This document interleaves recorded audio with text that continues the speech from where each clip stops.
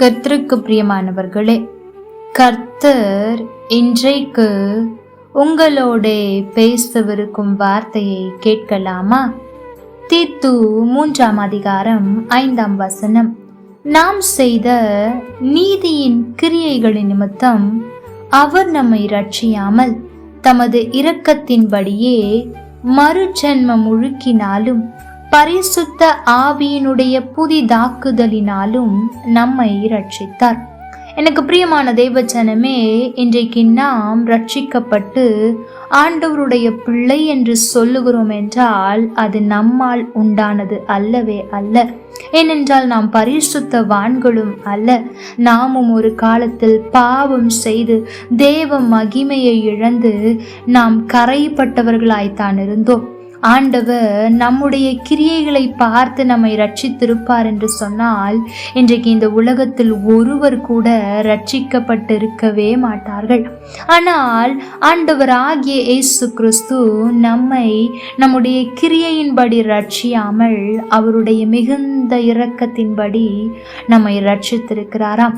எனக்கு பிரியமான தேவஜனமே, இதை ஒவ்வொரு நாளும் நாம் நினைவில் கொள்ள வேண்டும். ஒரு நாள் கூட நான் இப்படி இருக்கிறேன், ஆகவேதான் ஆண்டவர் என்னை ரட்சித்திருக்கிறார் என்று நமக்கு நாமே பெருமை பாராட்டுவதற்கு ஒன்றுமே இல்லை. ஏனென்றால் நம்மை தெரிந்து கொண்டு நம்மை ரட்சித்தது அவருடைய மிகுந்த இரக்கத்தின்படி, அவருடைய ஈவு என்று சொல்லலாம். நம்மை விட எத்தனையோ நல்லவர்கள் இருந்தும், நம்மை விட எத்தனையோ உண்மையுள்ளவர்கள் இருந்தும் ஆண்டவர் நம்மை அழைத்திருக்கிறார் என்றால் அது நம் மேல் வைத்த இரக்கம் தானே. அதை ஒவ்வொரு நாளும் நினைத்து நாம் ஆண்டவருக்கு நன்றி சொல்ல வேண்டும். ஆகவேதான் வேதத்தில் இன்னொரு வசனம் இருக்கிறது, அவருடைய இரக்கங்களுக்கு முடிவில்லை. ஆம், எனக்கு பிரியமான தேவ ஜனமே, பாவியாய் இருந்த நம்மை மீட்பதற்காக நம்முடைய கிரியைகளின்படி நம்மை ரட்சியாமல் அவருடைய இரக்கத்தினால் நம்மை ரட்சித்து அவருடைய பிள்ளையாய் மாற்றி இருக்கிறாரே.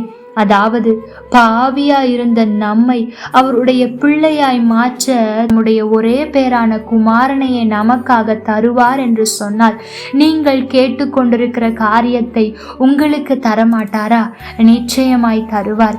ஏனென்றால் அவர் இரக்கமுள்ள தேவன்.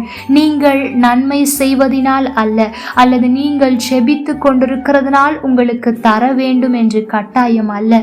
அவருடைய இரக்கம் உங்களுக்கு வரும்போது நிச்சயம் அதை அவர் உங்களுக்கு கொடுப்பார். ஆகவே சோர்ந்து போகாதிருங்கள்.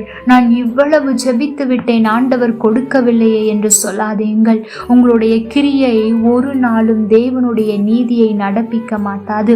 மாறாக, ஆண்டவரே உம்முடைய மிகுந்த இரக்கத்தின்படி எனக்கு இறங்கும், உம்முடைய மிகுந்த இரக்கத்தின்படி என் மேல் நினைவாயிரும், எனக்காக இந்த காரியத்தை செய்யும்படியாய் இறங்கும் என்று செபியுங்கள். நிச்சயம் அவருடைய இரக்கம் உங்களுக்கு கிடைக்கும் போது நீங்கள் நினைக்கிற ஜெபிக்கிற எல்லா காரியங்களையும் பெற்றுக்கொள்வீர்கள். கர்த்தர் தாமே உங்களோடு கூட இருந்து உங்களை ஆசீர்வதிப்பாராக. ஆமென். லைக் பண்ணுங்க, ஷேர் பண்ணுங்க, கமெண்ட் பண்ணுங்க.